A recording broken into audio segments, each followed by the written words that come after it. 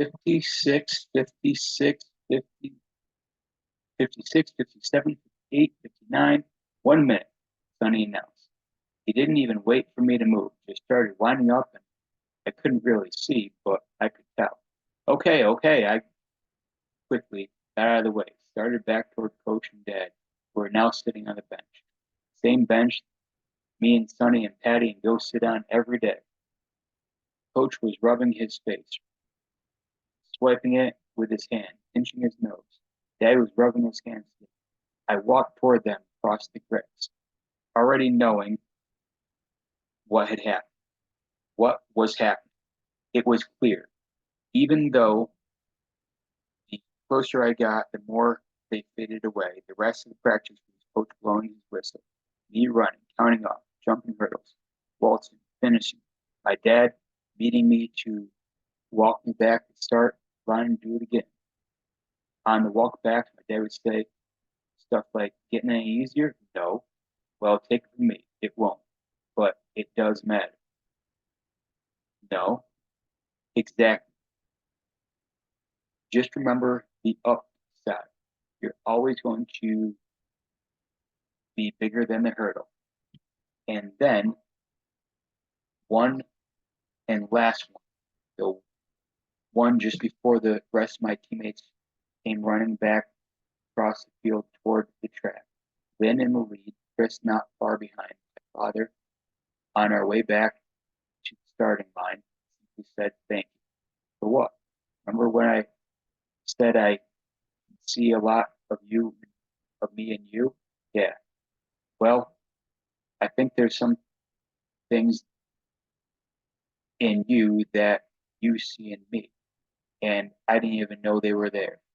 I felt the urge to scratch my head and maybe try to wake up my brain. That's confusing. I'm just saying that I'm happy you haven't let the pressure make you small. You haven't let it. I just nodded, but it wasn't a good. My head felt sudsy, like a washing machine, and my stomach felt hot like a dryer. I knew there was stuff that still needed to be cleaned, but by the time I got my contacts back and everyone else was back, breathing heavy, bent over, pacing back and forth in the track. Coach had his medal tucked in his back pocket. I could see the ribbon was, and was telling everyone to stand up straight. Father, leaning against the fence, circled the track, fingertips in his pocket, watching. Y'all know my rule, no bending over. Everybody up. Coach, man, whip. Who shined out there? I got to give it to Lynn. She put in the work. And also Chris, he was right behind him. That's pretty impressive since he hasn't been here all season. Coach, give gave Lynn and Chris pounds. But to be honest, everybody pushed. Patty, Huron, Deja, Grit Rat, Mikey, Stone Face Mikey smiled. Closed mouth, but still a smile. Good, good. That's what I like to hear. Out of nowhere, Coach sat down in the track. Just took a seat. He'd never done that before. Everyone down. Sit. He patted the track. We all sat. From our legs crossed and legs stretched out in front of us, Sonny with his knees tucked. This is the last practice of the season, and I need y'all to know before we go into the championship Saturday that I'm proud of you. I really am. I know I'm hard on you. That's because I love you. Sometimes love sounds like get back on the line. Sometimes it's a hard conversation, me blowing the whistle and shaking my head. But as we got into this last meet, going to this last meet, no matter what happens, I want you all to at least know this. Yes, I want to win. Yes, I want you all to go out there and do your best. But this team has never been about races. Sonny cleared his throat.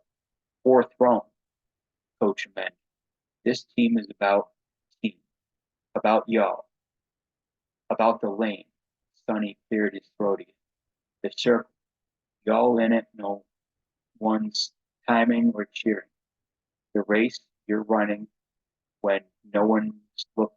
Understand? Lots of nods. That being said, defenders, let's leave smoke on this track this week. Let's leave it all out there. The best never rest. More nods. The best never rest, here. I looked around at my friends, my new brothers and sisters. The best never rest. This time a little louder. The best never rest, Aaron joined me. And I caught the end. The best never rest. This time Aaron said it together. The best never rest, more of us. The best never rest, all of us. The best never rest, all of us stood and clapped and clapped and clapped. On the way home, I asked Dad what he and Coach talk about. He said he ain't want to tell me. That's between me and Otis, he explained, glancing at me. But just know we both had some stuff to say. Turns out we both kind of wanted what the other had. But now I think we're good. Dad checked the rear, then cut his eyes and popped me on the arm with the back of his hand. I looked at him. You see how good I treat your mother? Yeah, I said, thinking he was doing the whole change the subject thing. Everyone grew up seeing that, he said, making a right turn.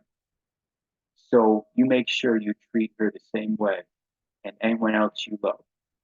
Seems like such a random thing to say, especially since I already knew that.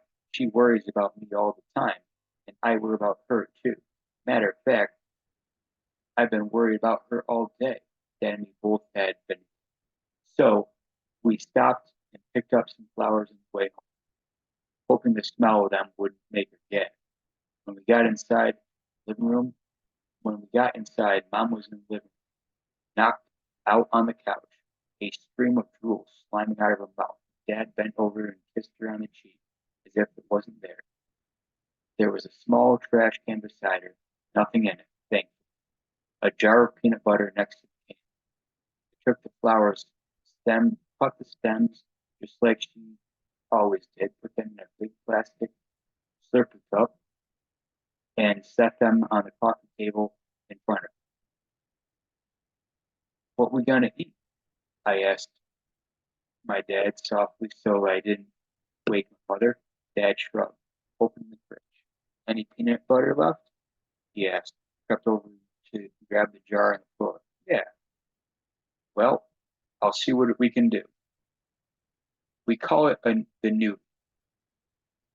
It was bread, peanut butter, honey, bananas, middle bread, grape jelly, grapes cut in half so they look like purple plums, mashed up kiwi that we call guacamole, called fruit guacamole, top bread, finished off with an orange slice, of course, with toothpick through it. And it was